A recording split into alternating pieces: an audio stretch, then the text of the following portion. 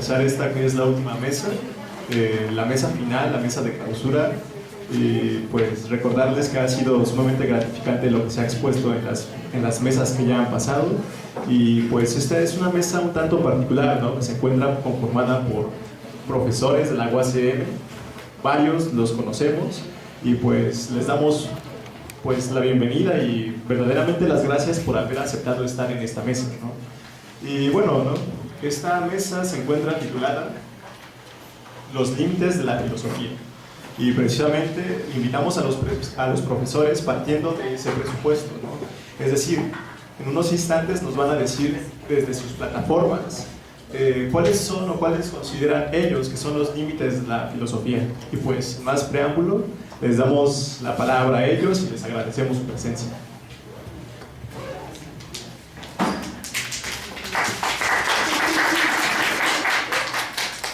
Y pues comenzamos así como están acomodados, no sé si les incomoda. Como ustedes gusten, y solamente aclararles que tienen 25 minutos. Bueno, sí. Pues siempre da nervios participar en una conferencia, y pues también en esta ocasión ustedes disculpen si me pongo así un poco nerviosa. Bueno, gracias a los organizadores del encuentro, del séptimo encuentro, por la invitación, y pues qué bueno que hayan tenido tiempo y pues ganas de organizarlo, ¿no? Que siempre se lleva mucho esfuerzo de parte de ustedes, y pues todo lo que conlleva hacer un encuentro así es realmente algo pues bastante complejo, ¿no? Así que es algo loable que hayan hecho un evento más de este tipo. Bueno, y pues gracias por su presencia acá, y pues les leo algo, ¿no? que traje sobre el tema de la mesa. Atendiendo al título de esta mesa, a saber, límites de la filosofía, escribí solamente una breve reflexión al respecto, porque estoy en una fase minimalista y además lo que menos me interesa es aburrirlos. Un límite es algo que separa, que define a un objeto o concepto. El límite enmarca un espacio o un periodo. El límite de una serie numérica, por ejemplo, es el valor final hacia el cual la serie tiende o se aproxima. Los límites son entidades curiosas porque simultáneamente ponen fin o término a algo y dan inicio a otra cosa. Por ejemplo, cuando alguien dice, estoy llegando al límite de mi paciencia, significa, mi paciencia se acabará en un momento próximo y comenzará otro estado. El límite parece ser bifronte, un rostro hacia el interior de aquello que es limitado y otro hacia su exterior. Así que, según lo anterior, las cuestiones a tratar podrían ser varias: la definición de la filosofía y su objeto de estudio, sus alcances, sus bordes o fronteras, lo que es filosofía y lo que no es filosofía, o bien qué temas y problemas puede abordar y cuáles ya no le competen. Y pues como ustedes recuerdan, hay incluso a quienes han llamado filósofos del límite, como Kant y Wittgenstein, ¿no? Hay incluso un artículo de Ulises Molines que se titula así, ¿no? Kant y Wittgenstein, filósofos del límite. Bueno, para iniciar, comparto una metáfora geométrica que ha sido adoptada y parafraseada por muchos autores. Se encuentra en el anónimo y enigmático Libro de los 24 filósofos, que data aproximadamente de la segunda mitad del siglo XII. Y esta metáfora dice así: Dios es la esfera infinita cuyo centro se halla en todas partes y la circunferencia en ninguna. Es decir, lo infinito tiene su centro en cualquier punto y carece de límites. Esta imagen, que se emplea a veces para representar a Dios, a veces al ser, como una esfera infinita, ya estaba presente en antiguos poetas y filósofos como Genófanes, Parménides y Empédocles. La idea fue adoptada por Alain Delille, el maestro Eckhart y Nicolás de Cusa en el medioevo. Fue reelaborada por Giordano Bruno y Copérnico en el Renacimiento, aunque ya no aplicada a Dios, sino al universo. Como Borges señaló en su cuento La esfera de Pascal, En el manuscrito original de sus pensamientos, Blas Pascal modificó esta frase así: la naturaleza es una esfera espantosa, cuyo centro está en todas partes y la circunferencia en ninguna. Ahora bien, ¿qué relación tiene esto con la filosofía? Retomo la paráfrasis de Maurice Merleau-Ponty en su obra Lo visible y lo invisible. Dice así: el centro de la filosofía está en todos lados y su límite en ningún lado. ¿Cómo podemos interpretar esta frase? Me parece que, según Merleau-Ponty, la filosofía puede abordar cualquier tema, por ello su centro está en cualquier punto, y no puede ser encerrada en cierto ámbito o región de lo real, por esto su límite está en ningún lado. ¿Es cierto lo anterior? Considero que sí. Las filósofas y filósofos nos interesamos por una multitud espantosa de temas, como lo muestra este encuentro y como pueden comprobarlo en el programa del Congreso organizado por la Asociación Filosófica de México para este año. Y cuando alguien intenta decir esto no es asunto de los filósofos, será tarde o temprano desmentido, porque el filo del análisis y de la crítica filosófica, sea como sea entendida o practicada, podrá aplicársele. Asimismo, conforme la humanidad va generando realidades y situaciones, nuevas tecnologías, diversas formas de vida, modos renovados de explotación o destrucción, descubrimientos científicos, expresiones artísticas o religiosas, etc., las áreas en las cuales los filósofos podemos entrometernos se van expandiendo. Y pues un ejemplo, ¿no? Durante buena parte de la historia de la filosofía e incluso hasta inicios del siglo XX, no era concebible practicar lo que hoy se denomina filosofía para niños y jóvenes, y en cambio ahora sí lo es, ¿no? Pues yo, por ejemplo, en mi caso, ¿no?, nunca pensé que me fuera o que pudiera llegar a dar un curso de ese tema a nivel universitario, ¿no? Y afortunadamente el semestre pasado tuve esa oportunidad. Como muchos de ustedes saben, pues más bien generalmente me he dedicado a cuestiones de historia de la filosofía o filosofía teórica de las áreas de la carrera, ¿no?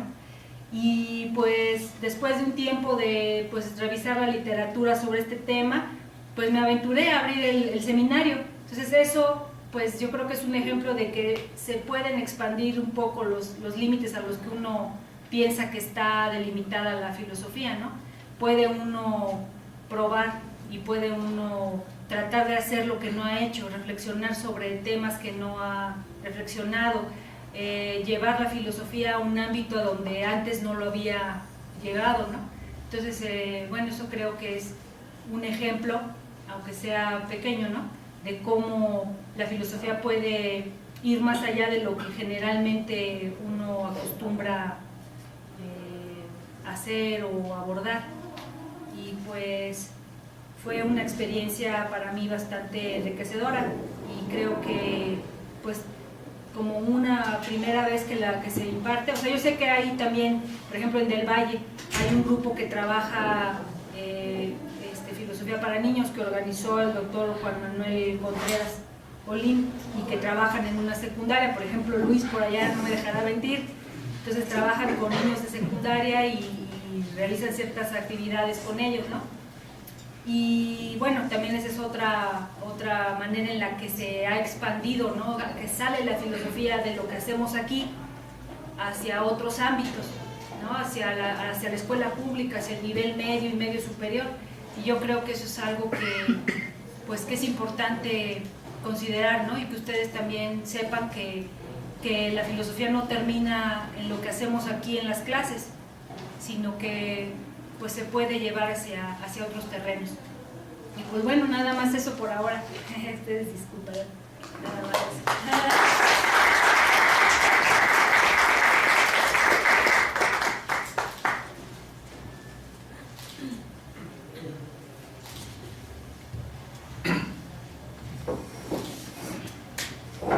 Bueno, también entonces, alrededor del tema de los límites de la filosofía.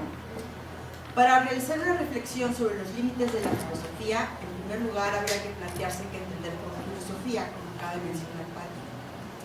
Aunque quizá ustedes no esperen una definición extraída de algún texto, sino alguna perspectiva de nosotros, que todas estarán permeadas por alguna influencia de la historia de la filosofía.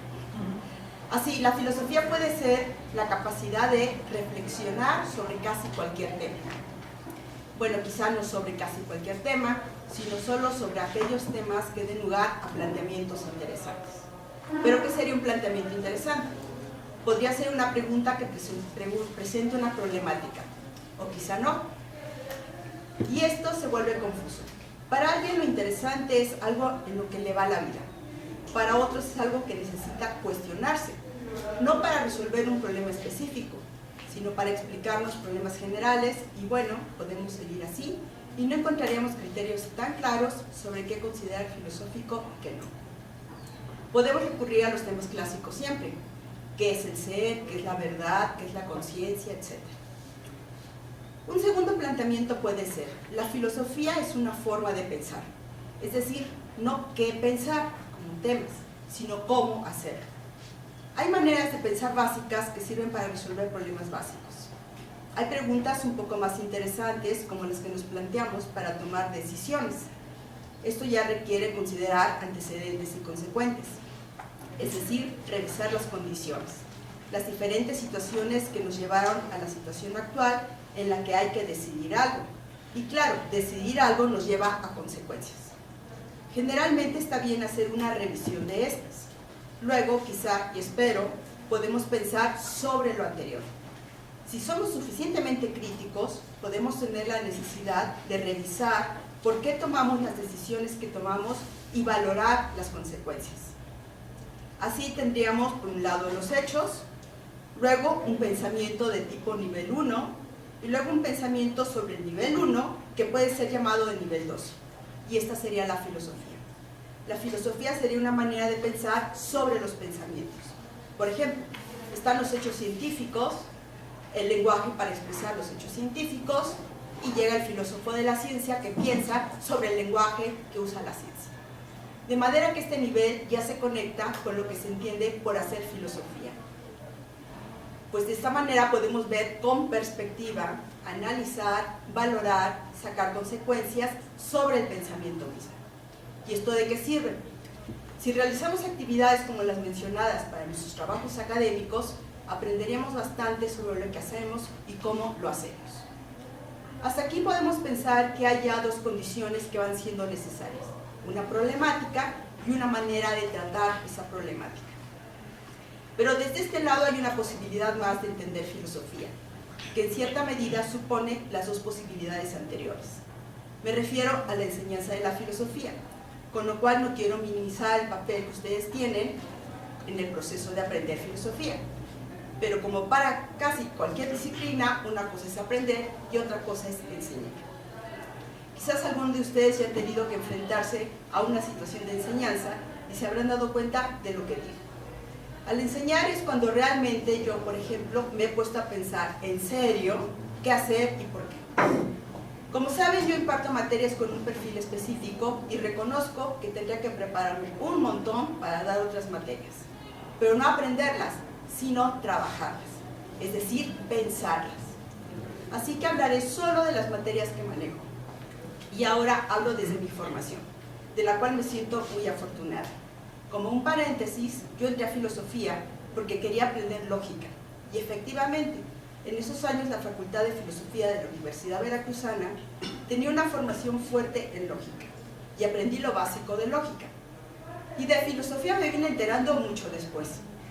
Claro, lo que me hizo sentido para aprender filosofía es entenderla de cierta manera. Y esta es la manera. Yo no entiendo hacer filosofía si no hay claridad sobre los conceptos y las ideas, y si no hay argumentación para defender una postura. Es decir, mi manera de ver a la filosofía, no hay conceptos ni ideas aparentemente obvios. Siempre hay algo que tener, algo de escepticismo cuando se plantean posturas, y hacer una constante revisión de los argumentos. Así que una primera tarea es clarificar y luego revisar argumentaciones y contraargumentaciones. Y según yo, en esto consiste el trabajo docente. Regreso a la problemática inicial, los límites de la filosofía, o bien los límites de hacer filosofía. Son desde este punto de vista, desde el mío, Si lo que se da como temática filosófica no resiste un análisis conceptual y una argumentación pertinente, suficiente y plausible, y además dialógica en el sentido aristotélico, sería un límite para hacer filosofía. Como verán, dejo fuera varios autores, ni modo, por eso hay más profesores y profesoras. Y de aquí mi reflexión más concreta. Hacer filosofía depende de adquirir y o cultivar habilidades, lo cual también da juego para enseñar a hacer filosofía. Y pienso más bien en las habilidades que proporcionan la lógica y la argumentación. Me refiero a las habilidades de orden, coherencia, precisión y un constante ejercicio dialéctico sobre las ideas y su defensa, la argumentación que subyace y todo lo que implica. Por lo tanto, los invito a entrar a taller de análisis de argumentos, taller de pensamiento crítico, taller de tesis, lógica 1 y lógica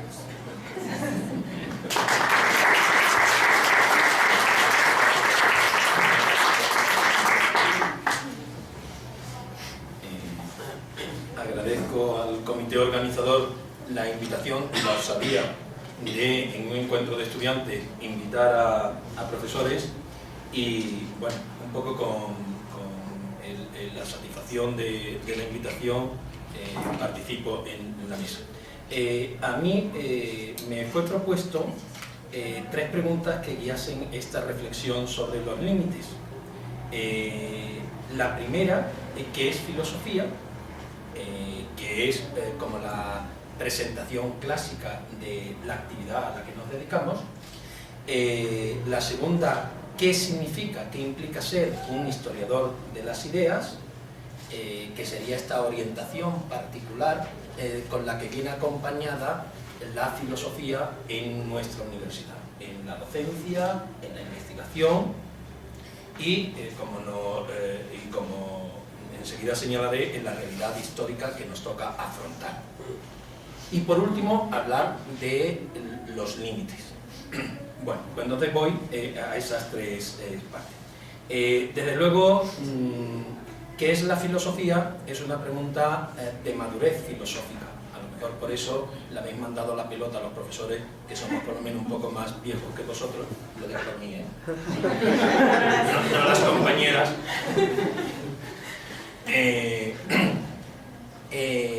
Porque esto es curioso, porque la nuestra es una disciplina que también se pregunta sobre la propia identidad. Entonces, yo suelo señalar muchas veces que uno se apunta a un curso de geología, de biología, y empiezan rápidamente con el temario. No es tema qué es la biología o qué es la geología, sino entran a los asuntos, a la res biológica. Contamos también con que esta reflexión ha acompañado siempre esto que se dice que la filosofía es un saber que se busca a sí mismo, a que grandes filósofos en su madurez nos han compartido también algunas reflexiones acerca de lo que es filosofía. Obviamente, la propia filosofía está vinculada a su propia historia, lo que ha venido haciendo. Pero con esto quiero ya anunciar una cuestión sobre los límites que han señalado las compañeras. Lo que ha venido haciendo la filosofía no es la única de sus posibilidades. Entonces, efectivamente, ¿qué hemos venido haciendo los que durante siglos han dedicado a la filosofía? Marca una tendencia, pero eso no cierra la totalidad de las posibilidades, es decir, eso no es la historia de la filosofía, hay que considerarlo más bien como una condición de posibilidad, como un trampolín para hacer filosofía, más que para cerrarse en la retórica de exégesis de lo que dijo el tercer comentarista al segundo comentarista de Hegel y formar entonces todo el abanico de todas las posibles interpretaciones de Hegel.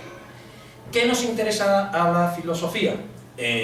Yo también coincido que tendríamos que destacar como 2 aspectos. Uno de contenido, que es como más difícil, porque propiamente a la filosofía le ha interesado casi todo. La naturaleza, la realidad, el conocimiento, el cosmos. Entonces, ¿qué es lo que podría definir este cómo? En el sentido de la filosofía se ha acercado a estas realidades en su carácter de totalidad, en lo que afectaba al ser humano y en lo que tenía que ver también en su interrelación con los demás aspectos de la realidad, porque el otro aspecto viene completado, es decir, la filosofía también es una forma de racionalidad específica, no la única posible, ni mucho menos tampoco la única valiosa, como a lo mejor arrogantemente en algún momento algunos filósofos a lo largo de la historia de la filosofía han creído, pero desde luego sí tiene este carácter de poder hacer exhibición de sus argumentos, exhibición y por lo tanto esta importancia de lingüística, de la estructura de razonamiento, y en este sentido yo sí coincido con las compañeras en que una condición de posibilidad para hacer filosofía, y por lo tanto se convierte en un limitante, y creo que es un limitante epocal, o sea, característico de nuestra época y de nuestra cultura, es la notoria limitación de vocabulario y de estructuras de pensamiento formal. Es decir, por lo que sabemos, la inteligencia humana tiene capacidad de acercarse al pensamiento formal a partir de los 16, 17 años, y muchas veces lo que nos movemos en ambientes en donde no se sale del pensamiento o inductivista, con unos claros errores, o unas analogías que no tienen ni pies ni cabeza, o con una cantidad de falacias que hacen imposible continuar cualquier argumentación y cualquier búsqueda o intención dialógica de la verdad. Porque este es también otra condición específica de la filosofía que va marcando un límite. La filosofía es dialógica con la realidad y es dialógica con los otros humanos que indagan la realidad. Entonces, yo discrepo con Aristóteles, si no es una insolencia por mi parte hacerlo, que lo es, con que el origen de la filosofía es la admiración. En antropología filosófica estamos trabajando a Julián Marías, un autor de la línea orteguiana, hijo de Ortega y Zubiri, y entonces destaca justamente la importancia que tiene no solo la mirada, que es una observación externa sobre la realidad, sino también la escucha. Y la indagación filosófica tiene que ser una indagación filosófica que no solo sea capaz de dar cuenta y razón de aquello que uno descubre acerca de la realidad, sino también escuchar en el sentido profundo, escuchar la cuenta y razón que el otro da de su conocimiento acerca de la realidad. Es posible que no se trate de sumar puntos de quién está a favor de una cosa u otra, pero creo que estamos más cerca de la verdad cuando hacemos construcción colectiva de ella que cuando accedemos a la verdad a través de la revelación de un genio de la humanidad. La historia de las ideas es una doctrina con bastante menos historia que la filosofía, porque la filosofía parece haber un acuerdo unánime en que por lo menos se remonta a hace 2 milenios y medio. La historia de la filosofía hay, bueno, como todo es un poco discutible exactamente dónde puede estar el origen, es verdad también que hay una sensibilidad en un momento a finales del siglo XIX que ya genera otra pauta.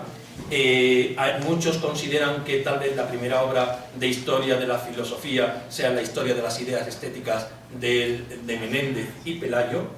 En cualquier caso, es una disciplina novedosa que alcanza un desarrollo y una trascendencia muy singular en América Latina. La idea central de Historia de las Ideas es considerar no solo como considera el pensamiento, la filosofía, que los considera como productos ya realizados, y en donde en realidad el criterio es criterio de verdad y criterio de certeza, sino intentar estudiar la formación y transformación de las ideas a partir de los contextos históricos culturales de las sociedades que las producen, ¿no? Entonces ahí tal vez el sujeto, más que un individuo, sean las generaciones o los pueblos que comparten una identidad, aun cuando ésta sea una identidad abierta o una identidad en transformación. Obviamente tiene un carácter mucho más interdisciplinar que la filosofía, porque tiene que dar cuenta de otras manifestaciones culturales. Yo ahí sí creo que tenemos también un limitante, un límite o una dificultad, un escalón que salvar para dedicarnos a historia de las ideas. Es decir, porque si dedicarse a historia de la filosofía como saber de segundo nivel exige no será geómetra, y a estas alturas no será geómetra es saber mucho, porque saber lo básico de física, lo básico de química, lo básico de astronomía es saber bastante, pero efectivamente uno no puede hacer una reflexión de segundo nivel sin tener los mínimos del primer nivel. También pues hay que conocer desde los estilos artísticos, desde los estilos arquitectónicos hasta manifestaciones lingüísticas, la antropología cultural, las obras literarias, todo el conjunto de manifestaciones culturales en las que se expresa una cultura que acompañan a las ideas y creencias que genera una cultura. Como digo, Latinoamérica se vio favorecida por la dramática Guerra Civil Española, porque un núcleo de gente formada en torno a la figura de José Ortega y Gasset, que concibe también una nueva forma de razón histórica y donde el problema más relevante es la circunstancia que acompaña a la problematicidad de la vida de cada quien, llega a América Latina y es capaz de nutrir y de hacer buen embone, buena sintonía con la dinámica de identidad nacional que se está gestando después de los procesos de independencia en América Latina a partir del siglo XIX. Por lo tanto, tal vez, por ejemplo, en Historia de las Ideas, en México es muy relevante la figura de Gauss. A mí, por ejemplo, me sorprende que nosotros no hayamos dedicado ningún seminario específico ni a Ortega y Gasset, que cuanto menos merecería dos, uno para Ortega y otro para Gasset. A Gauss, este sería uno, a Cea, es decir, a las figuras que han pensado esta realidad. Límites. Bueno, esto es una pregunta de abogados. O sea, ¿cómo se atreve a ponerle vallas al campo? O sea, ¿cuáles son los límites? Los límites son allí donde nuestra inteligencia y nuestra voluntad lleguen. Es decir, yo prefiero pensarlo más bien como retos, es decir, como desafíos que tenemos por delante, y dentro de esos desafíos también hay urgencias, porque entiendan ustedes que podrá ser, no sé, muy relevante tomar alguna decisión técnica, pero la verdad, para un mundo donde quiero recordar que son casi 10.000 niños siguen muriendo de hambre al día, hay unas urgencias. Grave es aquello que nos da que pensar, señala Heidegger en un texto. Gravísimo es aquello que deberíamos de pensar y por lo que aún ni siquiera nos preocupamos. O sea, lo que está fuera de nuestro horizonte. Y los romanos entendían esta cuestión de las fronteras, ellos le llamaban los limes, de esta cuestión. Las fronteras de los romanos no eran lineales, o sea, como las hacemos ahora, porque tenemos muy bien medido el espacio, ¿no? Incluso hay quien quiere poner muros en las fronteras, ¿no? Para que no se traspasen. Son una zona de fronteras en el sentido de que la administración y el control del gobierno del imperio romano ya no llega con efectividad, y por lo tanto son los lugares donde hay que hacerse presente, donde está por hacer crecer y hacer alcanzar. Obviamente los romanos están sustentados en un desprecio de las otras civilizaciones, pero hacer crecer lo civilizatorio. Yo lo diría así, diría que límites son aquellos desafíos que por falta de inteligencia o por falta de fuerza de voluntad no querramos asumir.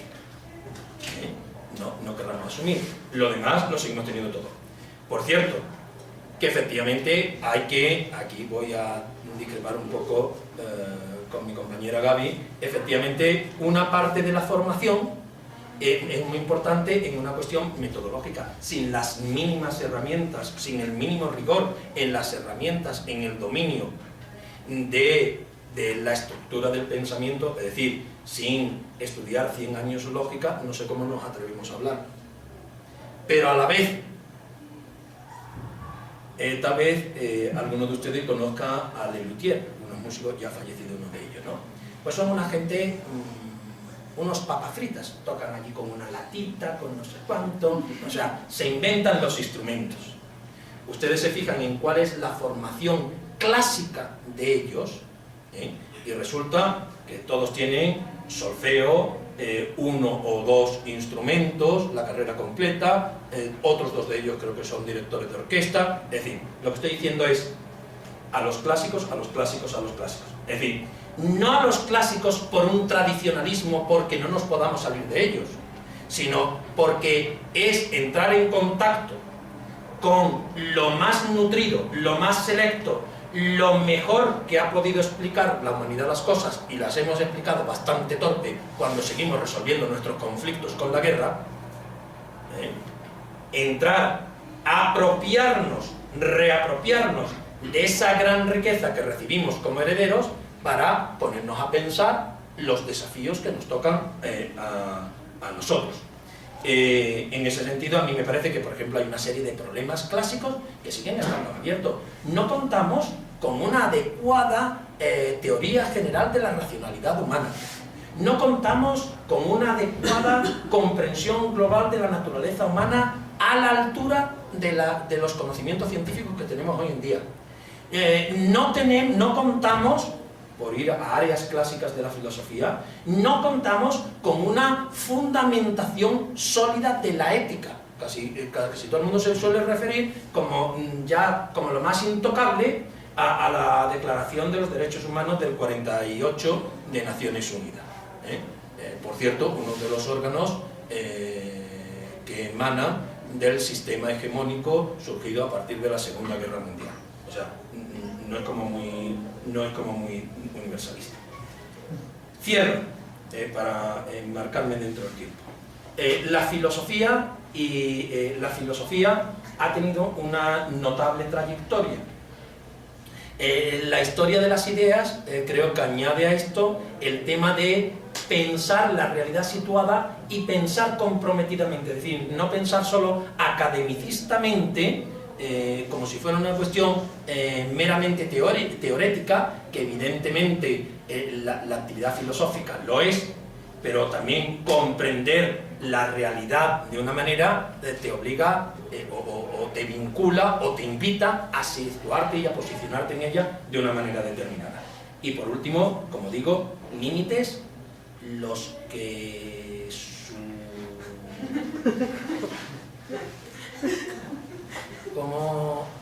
como decía el Fiu, lo que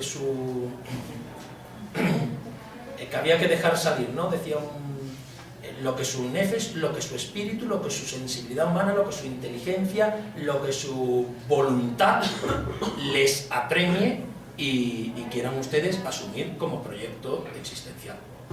Muchas gracias. El Juan, lo que el Juan es el Juan.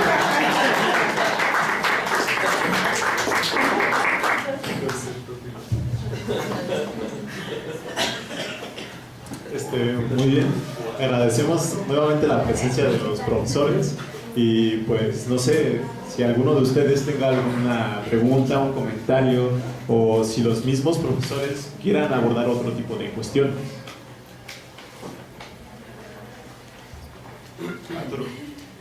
No sé si entendí bien a la profesora Gaby, pero bueno, entonces los límites de la filosofía serían los límites de la lógica, y en ese sentido lo que no es lógica no es filosofía. Bueno, no solamente lógica. sino todo un trabajo de argumentación que es mucho más amplio que la lógica. Pero no serían los límites de la lógica. Los límites los tienen las cosas sobre las que pensamos que no aguantan el rigor. Entonces no hacemos filosofía de la última fiesta que estuvimos. Pensamos. A eso me refiero. ¿Alguien más? Yo. Aquí, compañero. Más bien, bueno, me llamó mucho la atención el tema de la ponencia, ¿no? Los límites de la filosofía. Entonces, considero que si la filosofía ha ayudado a evolucionar tal vez el pensamiento del hombre, ¿por qué en estas circunstancias actuales, y me refiero más o menos específicamente al país, que no tenemos un gobierno fuerte, una economía pues en caída, no sé, violencia, todas estas cuestiones que hacen que nuestro país esté en un mal momento? ¿Cómo nos puede ayudar la filosofía para poder volver a retomar tal vez a un país exitoso, ¿no? O sea, ¿qué propuestas pueden tener, ¿no? ¿Qué podemos tener nosotros como filósofos para rescatar pues, a nuestro país, ¿no?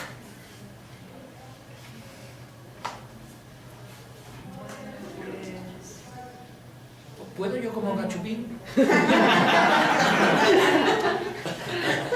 Y a la vez orgullosamente transterrado también. Vamos a ver. Se nota que está usted jodido.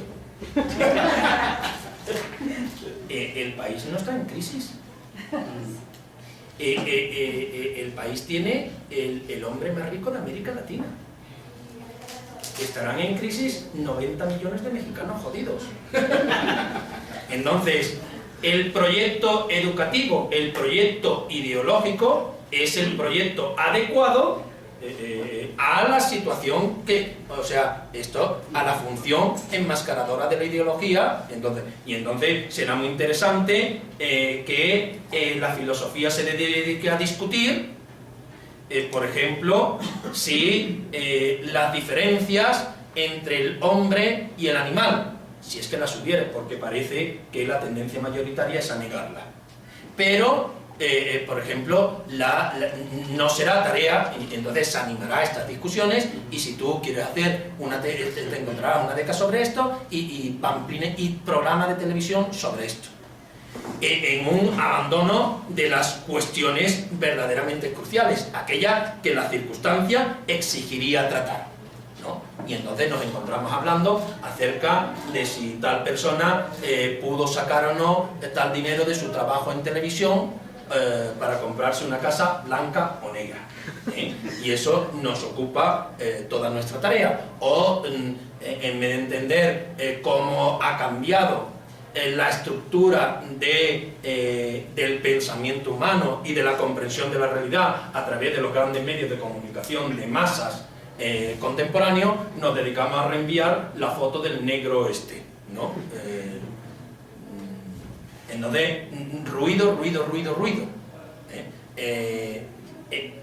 Las dinámicas históricas nunca han sido auspiciadas, en lo que yo sé de historia, nunca han sido auspiciadas por quien está en una situación de privilegio y que con el cambio no tiene nada más que perder. Entonces, entenderá usted que el señor Carlos Slim no va a pagar del dinero que ha robado de la plusvalía del trabajo de sus miles de trabajadores o de lo que ganó después de haber comprado tan barato Telmex y habernos cobrado todo durante décadas bastante más caro que en otros países. No va a pagar una investigación sobre cuáles son las necesidades básicas y las estructuras. Ni va a pagar eso en economía, ni va a pagar una cuestión, ni va a permitir que se haga filosofía que descubra la dignidad humana. Aquello que le corresponde a toda persona por ser, el trato que le corresponde a toda persona por ser persona humana. Entonces, por un lado, yo lo que sé es que los movimientos de cambio social han sido porque alguna gente ha sido capaz de decir no, yo con esto no trago, y ha sido capaz de abrir camino. Por supuesto, ha pagado el precio. Yo muchas veces digo, enseñando en clase, que hoy pueden votar las mujeres porque hubo unas señoras muy locas que hace 80 años se les ocurrió decir ¿por qué yo no soy sujeto político y yo no puedo votar? Y tan es así que fueron el escarnio de todo el mundo y les llamaban las sufragistas porque exigían el derecho a sufragio. Mire usted qué locura para las mujeres. Bueno, pues hoy eso ya es una convicción, no fue solo un logro para ellas, sino que ha sido una convicción ya generalmente aceptada por toda la humanidad. No creo que haya ningún insensato que se le ocurra decir. Entonces, lo que digo es que también cada uno tiene que ver a qué le apuesta y hacia dónde quiere inclinar la historia, que está abierta. Que está abierta. Obviamente, si tú quieres aplaudir si tú quieres ver a Lady Gaga, te vas a encontrar un gran recinto con 20.000 gente aplaudiendo, y si quieres leer... yo quisiera saber cuánta gente en esta ciudad que tiene 8 millones de habitantes ha leído Ser y Tiempo. Te aseguro que muchos menos que haber escuchado a Lady Gaga. Claro. Bueno, en exóticos están por el estilo. Eso. Y luego yo también creo una cuestión, y ahora sí, contra el localismo. Y como creo que nuestro tema no es México. Yo creo que una de las cosas también, o sea, estamos situados en una realidad que es la de nuestro país y es la de nuestra ciudad, pero también hay que trascender, y en nuestro momento histórico, pero también un poco, o sea, no entiendo por qué nuestra misión va a ser mejorar México y no mejorar aquellas condiciones de la dignidad humana que nos permitan entender que no se puede robar y violar libremente a las personas que atraviesan nuestro país en búsqueda, en una situación de absoluta explotación en su lugar de origen y de explotación a su lugar de destino, ¿vale? Entonces, efectivamente es como lo que tenemos cerca y nos duele más, pero yo no perdería de vista que nuestro talento fuera para la humanidad toda.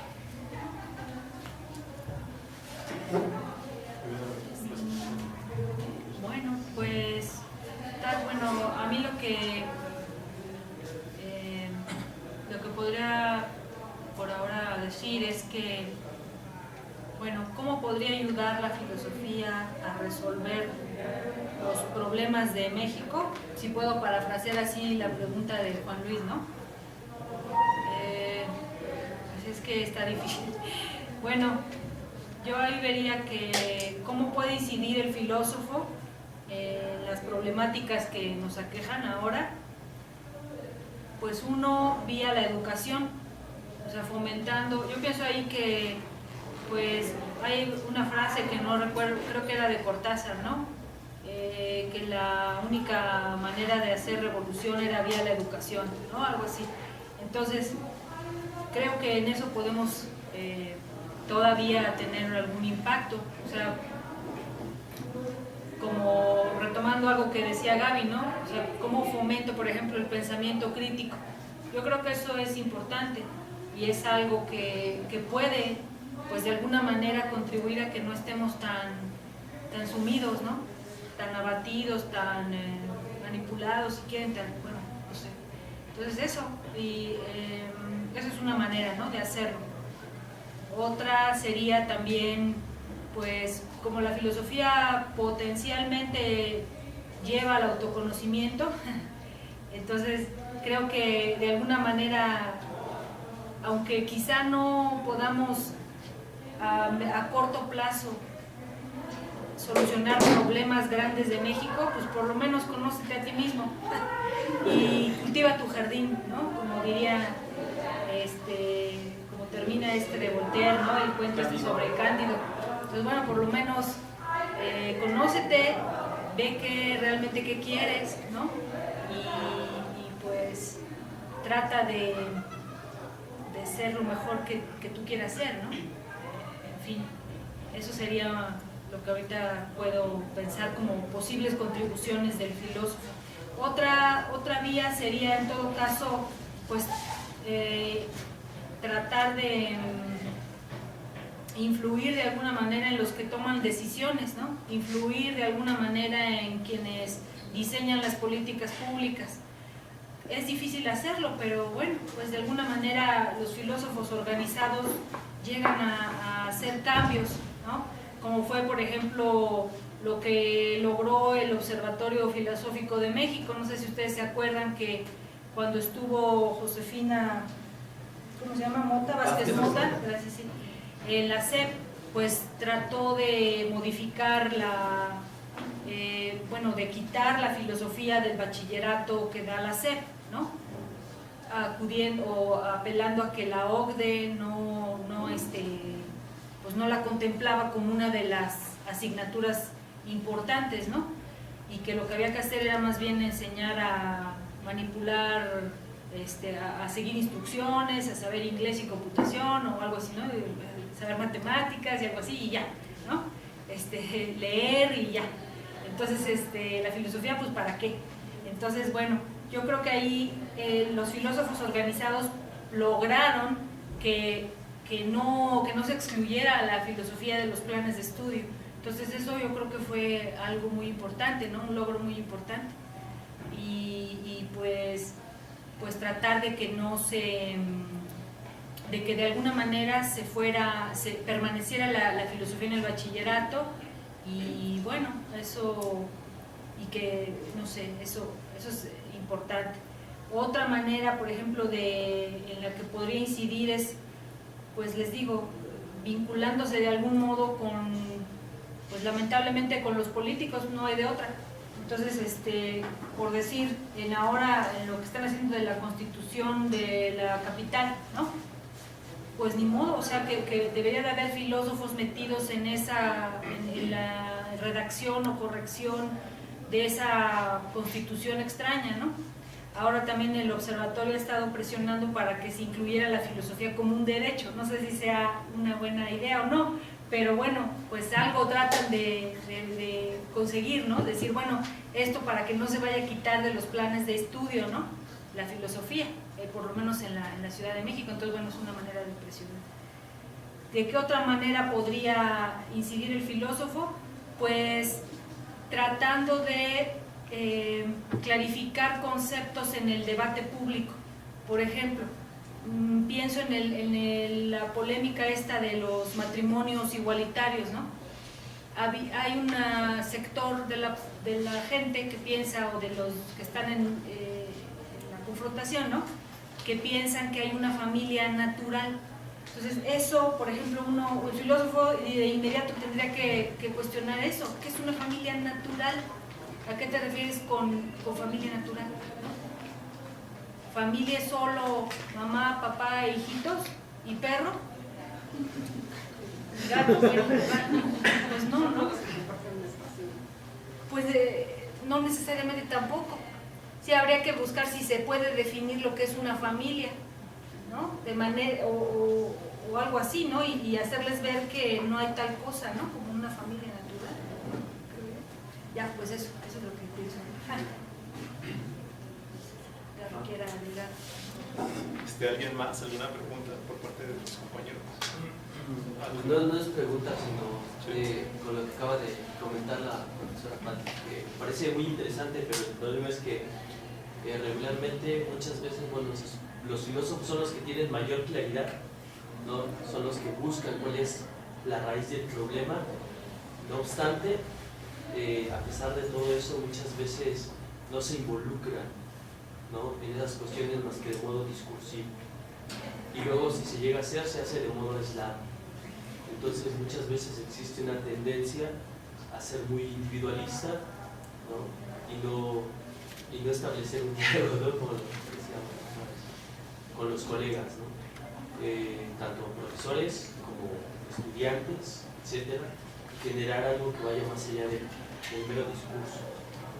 Digo, porque básicamente si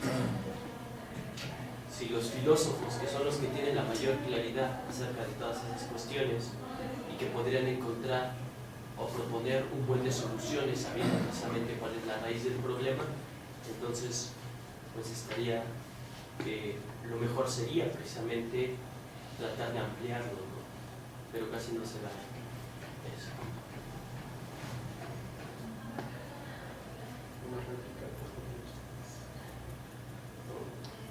¿Algún comentario?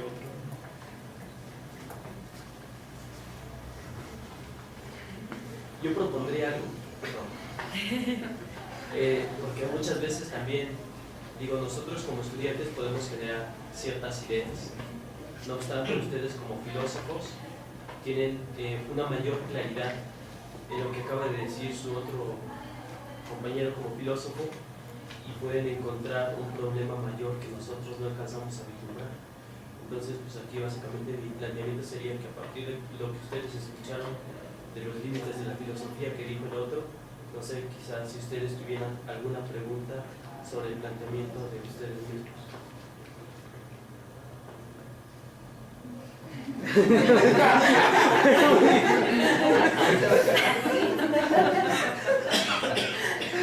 C'est drôle ça.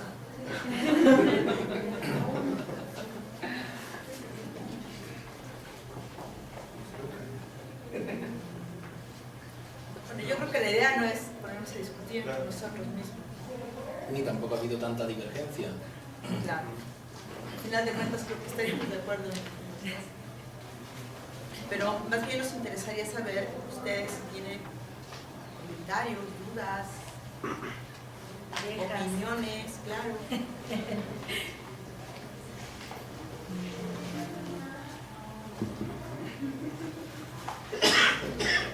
Yo, bueno, algo que quería tal vez repetir de lo que dije, pues yo creo que si queremos que la filosofía contribuya a resolver algún problema nacional, como individuos no se puede hacer, o sea, tienes que hacerlo como filósofos organizados.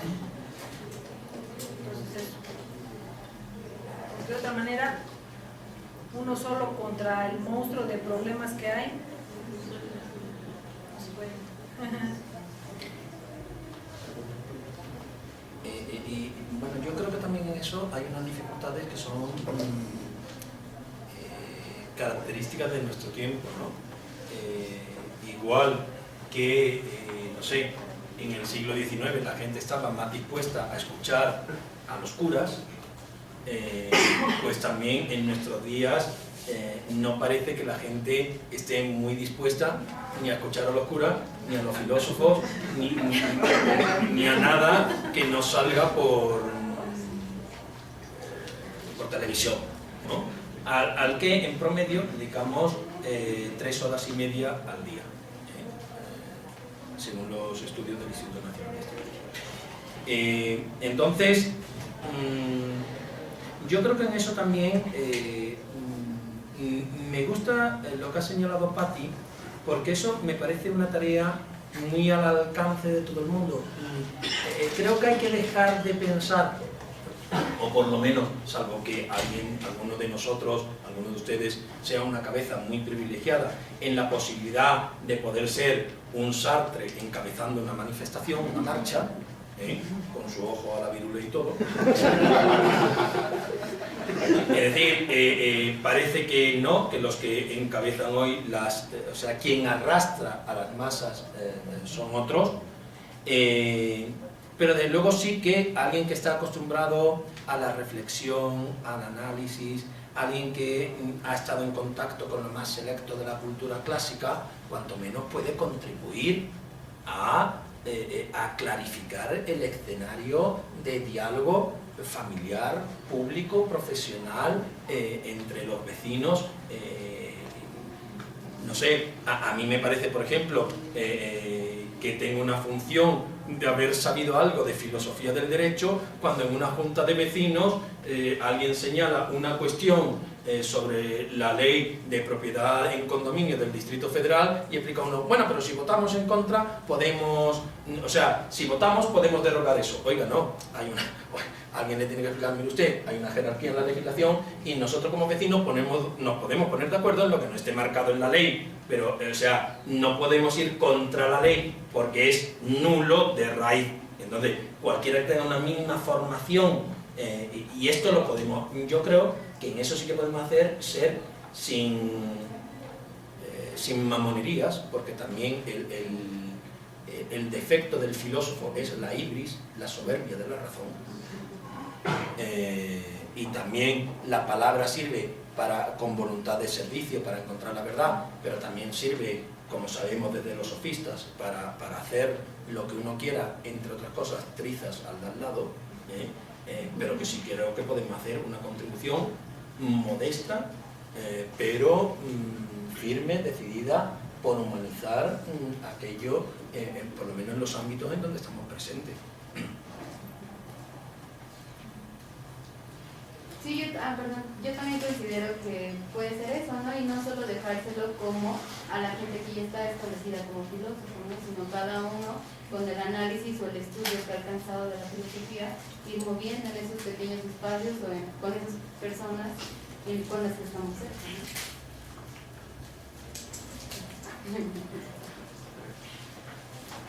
Bueno, yo tengo la curiosidad de por qué les interesó a los organizadores, a ustedes, bueno, hacer una mesa de límites de la filosofía.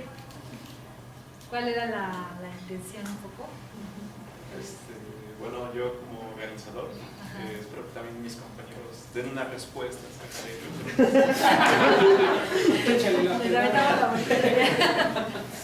Pues más que nada hicimos precisamente esta mesa porque considerábamos, precisamente como lo dijo el profesor Soto, que la filosofía en algún sentido no tenía límites.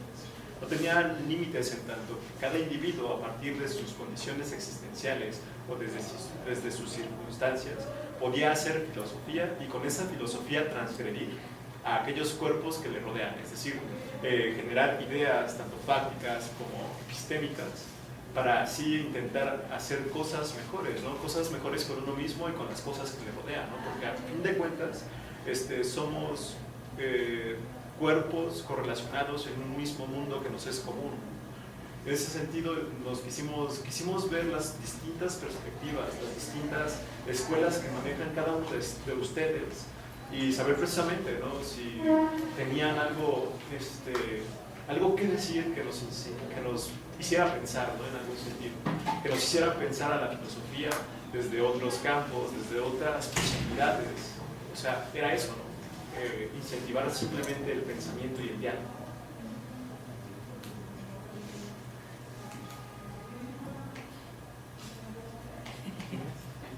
Yo tengo una pregunta para el profesor Soto. O sea, rescatando toda su narrativa, parece que la filosofía tiene que construir sus propios límites.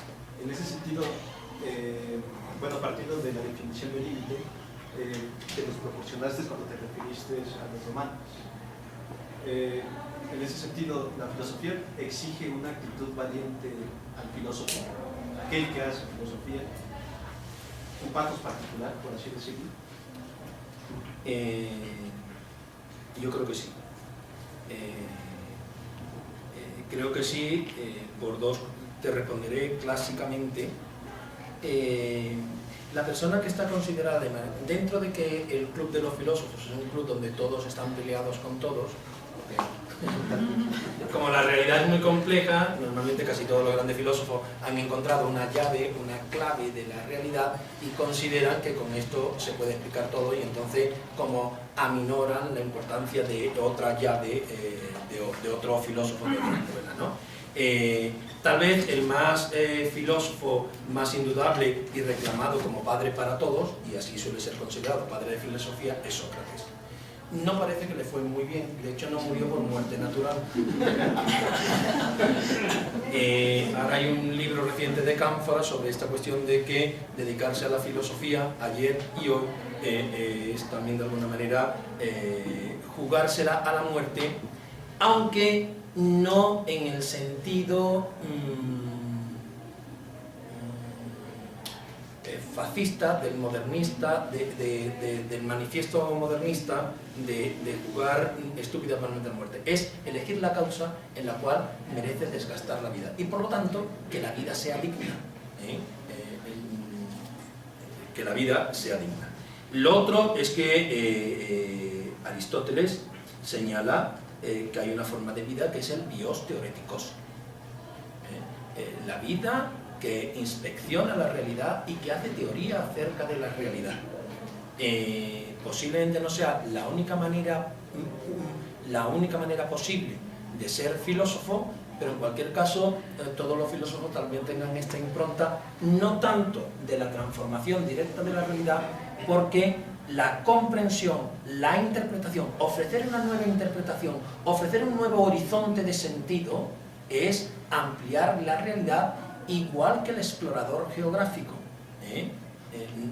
No amplía más la realidad el que pone el pie en Marte que el que propone un nuevo modo de instalación y de convivencia en la realidad. Entonces, el hacer teoría, el entendernos a nosotros mismos, porque no es lo mismo entenderse como un sujeto en el orden de lo real, como por ejemplo radicalmente distinto a todo lo demás, como fue uno de los presupuestos del antropocentrismo clásico, a considerarse una realidad insignificante, irrelevante en el absurdo del sentido de la existencia.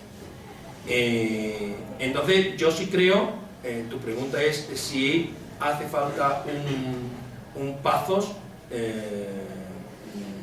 De hecho, en nuestra academia tenemos 2 Pazos. Esto es chiste local. 2 Pazos distintos. O sea, efectivamente, ser filósofo no es una profesión como ser plomero. Responde a una vocación existencial más amplia que también tiene salida profesional. Y desde luego sí que supone una cierta retirada del ruido de lo cotidiano. O sea, sí creo que en el ruido de lo cotidiano tenemos muy difícil hacer filosofía, y una introspección, una capacidad de diálogo, una paciencia con el ser, una sensibilidad histórica. En suma, sí creo, podríamos ir como intentando pergeñar los rasgos de este Pazos, pero sí creo que hace falta un Pazos específico que caracterice al filósofo. Y obviamente una tarea, perdón, porque había otra cosa que sí quería matizar, lo decía Fernando, obviamente la filosofía tiene que encontrarse a sí misma, tiene que definirse, y definirse es, por un lado, demarcarse respecto a otras realidades, y por otro, también poderse describir, caracterizarse. Pero la tarea de la filosofía, la tarea fundamental de la filosofía no es definirse a sí mismo. Nuestra tarea es pensar lo real. No vayamos a convertirnos en filósofos de la filosofía. Y entonces hagamos como un caracolismo en el que... A ver si el ombligo nada más. Efectivamente.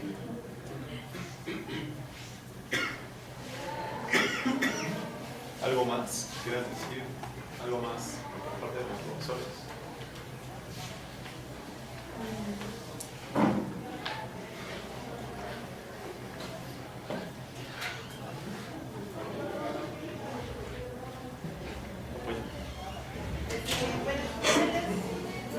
Para los tres, me gustaría más que nada como que dentro de un recuento rápido de llegar aquí a esta institución y con este nuevo proyecto educativo, ¿cuál fue o ha sido una limitante para que realmente se lleve a cabo este proyecto como tal? Porque trata de precisamente de meter una nueva parte que es el estudio y la comprensión de la historia de la ciudad. Entonces, si se ha podido llevar a cabo o ha tenido o ha habido algún tope que no permita que el alumno, ya hemos esta cuestión pidiendo, no haya llegado a tener esta formación, o qué podemos hacer nosotros para cubrir esos huecos, ¿no?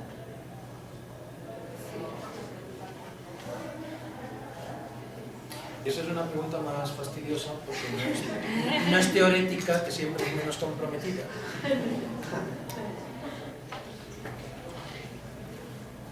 Bueno, yo creo que también aparte de historia de las ideas, con la historia de las filosofías, depende de perspectivas de los diferentes profesores, ¿no? Pero yo no vería eso como un problema, al contrario, creo que es una gran ventaja. Cuando yo decidí estudiar filosofía hace algunos años, tenía como 2 posibilidades, Puebla y Jalapa, porque yo soy de Orizaba, Veracruz, entonces me queda uno u otro. y más o menos me enteré que no había las posibilidades ahora de internet, que uno se puede meter y ves todo, ¿no? Uno que busca ahí más o menos información de alguien que te puede contar cómo parece que es, etc. Y por ejemplo Puebla estaba muy claro, la única universidad a la que yo podría haber asistido era completamente tomista. Y bueno, no es que yo supiera demasiado de Santo Tomás de Aquino, ¿verdad? Pero de lo que había leído dije, ¿qué es eso? ¿No? En cambio, cuando yo iba a ingresar a filosofía en Veracruz, fue un congreso internacional de filosofía en Jalapa, que no pude asistir. Pero sí leía las notas periodísticas. Y eso fue lo que a mí me parecía fabuloso. O sea, ¿qué era? ¿Quién sabe? O sea, la verdad, yo entendí lo que era filosofía cuando empecé a dar clases de filosofía. Ya titulada, la verdad. Lógica sí, o sea, lógica desde el primer semestre era yo la mejor estudiante de lógica de varias generaciones. Porque era lo que me interesaba, y eso es muy importante. Pero luego va uno buscando, encontrando, escuchando profesores, leyendo obras, y va uno encontrándose en este sentido, ¿no? Que creo que es de las cosas que mencionaba Rafa al principio. No es que te vas a estudiar biología y entonces ya está clarísimo, ¿no? O sea, las prácticas de campo y todo. O antropología incluso, ¿no? En filosofía es bastante raro, ¿no? Incluso los estudiantes de filosofía pues, ven raro, ¿no? ¿Qué haces? Pues, estás sentado todo el día leyendo, ¿no? Por ejemplo. Y es real también para la experiencia propia, al menos en mi caso, ¿no? Yo leí a Hume, fue el primer filósofo que trabajé, y después de muchísimo trabajo, porque de verdad requiere mucho trabajo, o sea, no crean que ustedes son los únicos que sufren, ¿no? Uno empieza a captar algunas ideas, ¿no? Pero entonces la diversidad ayuda, porque si no, te casas con una cosa que ni siquiera entiendes, ¿no? Y estás ahí. Y esa diversidad ayuda como para ir buscando exactamente dónde está tu interés, que yo creo que es lo más interesante de estudiar filosofía. No está el interés al que tienes que llegar, ¿no? Por ejemplo, los que estudian física está clarísimo, ¿no? O eres físico teórico experimental, ya está clarísimo ya. O sea, tienes el camino marcado. En filosofía no, hay que hacerlo, y es personal. Y en este sentido creo que es la parte más interesante. Ahora, dentro de mi experiencia de la universidad, pues precisamente esta diversidad fue mucho más atractiva, ¿no? Yo no tenía idea de historia de las ideas, para nada, ¿no? Y escuchar aquí a los diferentes profesores, tuvimos muchos cursos al principio, seminarios, como para ver cómo podíamos empatar filosofía con historia de las ideas, y vimos que no había manera, ¿no? Es más, seguimos teniendo seminarios y tenemos la perspectiva de Lionel, la perspectiva de María del Rayo, la perspectiva de Cintia, ¿no? Pero está bien, yo creo que está bastante bien, ¿no? Por ejemplo, di clases un rato en la Universidad Veracruzana, en Jalapa, y las cosas son como tan claras, también definidas, ¿no? Las escuelas, los profesores, las lecturas, que bueno, sí, efectivamente, eso ayuda como a concentrarte, ¿no? Entonces hay un periodo en donde uno es como confuso y anda buscando, pero una vez que encuentras lo que te gusta, pues está bien, porque ahí puedes seguir, ¿no? Y avanzar, y no acabas, ¿no? No acabas.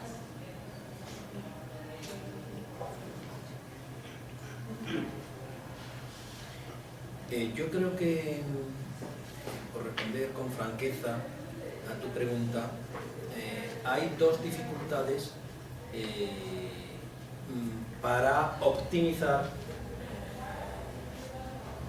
el crecimiento en la formación en filosofía y en historia de las ideas. Una, yo creo que tiene que ver con las insuficientes ventanas a la realidad, o sea, insuficientes ventanas transitadas. No es que no las haya, no es que no nos asomemos de vez en cuando, pero, por ejemplo, preparando esto, que releía yo sobre el Seminario de Historia de las Ideas y la Comisión internacional de la que formaron parte CEA, Romero, tal. Por ejemplo, Leopoldo Cea estuvo 1 año y medio viajando por... Es verdad que tenía una beca, ¿no?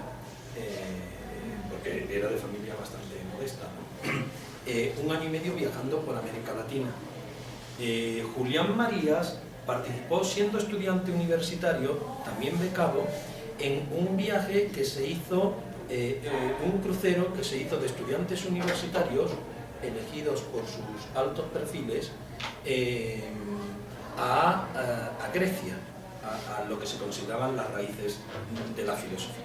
Entonces, una dificultad, pues que hay que viajar más, ver menos televisión, o sea, oír más. Por ejemplo, sinceramente, la prensa, los noticieros nacionales son de muy mala calidad, o sea, una ventana al exterior es, por ejemplo, el dominio de otras lenguas. No sé de aquí cuántas personas hablan 4 lenguas, o 3 o 2. Ya 2 es bastante. Yo alguna vez he bromeado, porque yo soy muy torpe con los idiomas. Si yo fuera joven, desde luego de todo más. Estudiaría más, bailaría más, follaría más, estudiaría más y también aprendería más lenguas, eso desde luego. O sea, si yo fuera joven, o sea, por tener otras ventanas. Sé que nos cuesta mucho trabajo, que no sé cuánto, hay gente que tiene unas habilidades, otras tienen eso. Luego, o sea, eso como por un lado, o sea, como lo de las ventanas a la realidad. Y luego hay otro específico con respecto al nivel de lecturas en cantidad y en calidad. El libro, desde mi punto de vista, no sé si en esto soy demasiado tradicionalista, pero me sigue pareciendo que es la mejor entrada a la alta cultura clásica.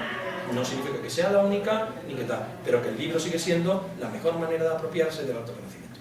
En general, si leyéramos 5 libros, en general, creo que ahora participamos muchas veces en lecturas de fragmentos, que parece que está uno en un aperitivo siempre de todos lados, o sea, no se lee de principio a fin, o sea, la Suma Teológica para decir, cabrón, o sea, Santo Tomás, no te vuelvo a leer en toda mi vida porque te he leído 14 tomos y no me has convencido, o sea, pero te has leído los 14 tomos, del tomo 1 al tomo 14, ¿no? O sea, y entonces dice uno, Santo Tomás, uno y no más, o sea, pero ese te lo has leído entero, ¿no? Entonces esto, el capítulo 4 de tal, el no sé cuánto, híjole, un libro entero de papá. Si le llaman 5 libros por asignatura, que creo que está un poco por debajo del promedio de lo que normalmente, perdón, o sea, que lo que hacemos normalmente por asignatura está por debajo de 5, con algo menos de 30 asignaturas que forman el plan de estudio, 150 libros no forman la formación disciplinar de una persona. Yo el otro día bromeaba en clase si alguien se operaría con un médico que solo hubiese leído 3 libros sobre el brazo y 2 sobre el bazo, y entonces tú vas a operarte y no sabes si te operas del brazo o del bazo, porque son parecidos, como idealismo y racionalismo, que los dos terminan en ismo, el ismo de Tehuantepec, como todo está relacionado. Entonces uno diría, ¿cuánto hay que leer? Todo lo que uno pueda, o sea, como digo, o sea, y en esto hay libros mejores, más lúcidos, no sé cuánto. En esto sí siento yo que, por lo que sea, por tiempo, por disponibilidad, por las propias tareas, el propio CEA, al que me he referido en un par de ocasiones, CEA Caos habla con él un día porque CEA se le queda dormido en clase. CEA se le queda dormido en clase porque el padre le había permitido estudiar filosofía, que era una rareza, igual que la que tienen ustedes, del que hay que preguntarle a nuestros padres lo que opinan, porque cuando yo dije en mi casa que iba a estudiar filosofía, me dijeron, vale, como segunda carrera, pero ante una para... O sea, entonces, bueno, pues el padre de CEA le permitió estudiar filosofía, trabajaba en correos para ganar dinero, porque su familia no lo podía liberar de las cargas del trabajo, estudiaba Derecho por la mañana y por la tarde estudiaba filosofía en el entonces inaugurado Casa de España, que es lo que hoy es el Colmex, ¿no? Y la segunda vez que se cayó fue la primera beca que se dio, ¿no? Para liberarlo con el compromiso de abandonar los estudios de... claro, estoy hablando de una cabeza privilegiada, luego algunos no tenemos ni la situación económica, o sea, tenemos como que bandear la situación. Pero sí creo que en la medida en que podamos ampliar nuestras ventanas a la realidad, en la medida en que podamos leer más libros buenos Yo soy un psicópata y muchos de ustedes lo saben, me he hecho adicto a los PDF, que es como la solución, el libro para pobres, ¿no? Esto es una cosa maravillosa, que ofrezco a todo el mundo y nadie me hace la cosa, no sé si por pena, por qué, de aceptármelo. Estoy como alma en triste penando, ¿quiere usted una biblioteca con 60.000 libros de filosofía? Y la gente me... Bueno, vale. O sea, todos los credos, por favor, que te paso todos los credos a una USB, todos los clásicos de credos. Son para que entiendan, esto lo explica muy bien al Principito, para que los mayores entiendan que una casa es bonita, le tienes que decir es una casa de 500.000 francos. Los 300 ejemplares de credos clásicos son 500.000 pesos. ¡Oh!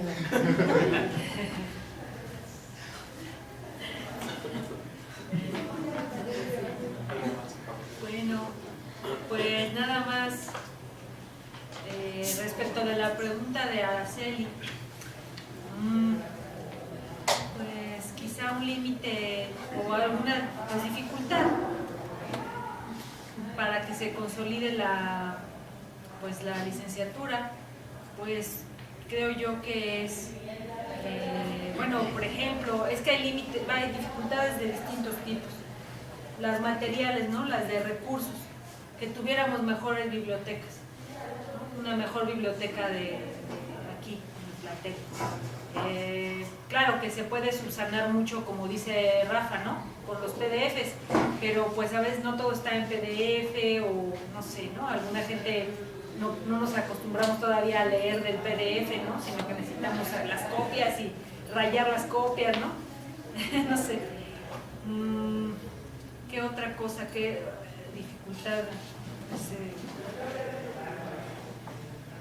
Y pues bueno, por ejemplo, si alguien quiere hacer historia de las ideas, pues sí, ni modo, tiene que irse a buscar en las bibliotecas, ¿no? O sea, en otras que no sean las de aquí, porque no es suficiente lo que tenemos, ¿no?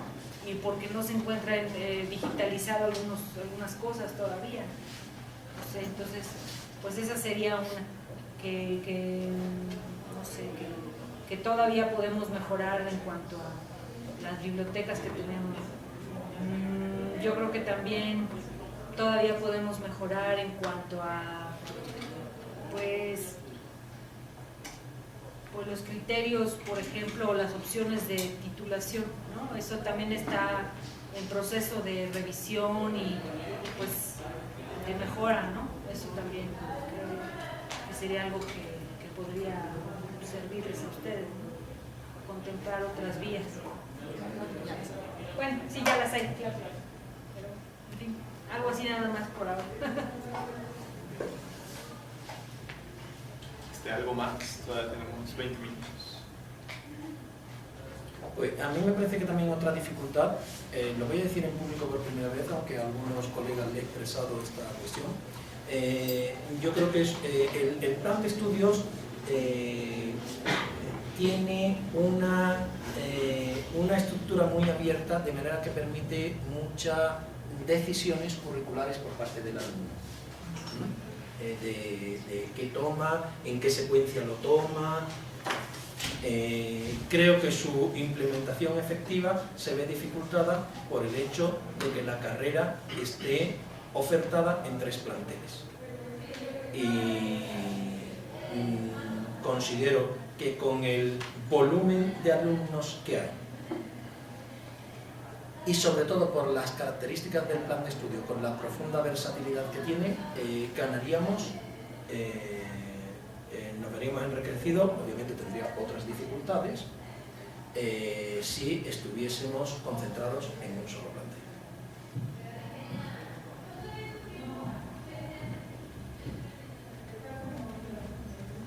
Virgencita, que se muevan nosotros.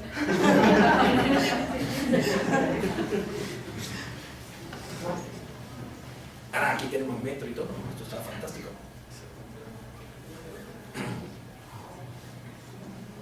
¿Algo más? Los compañeros.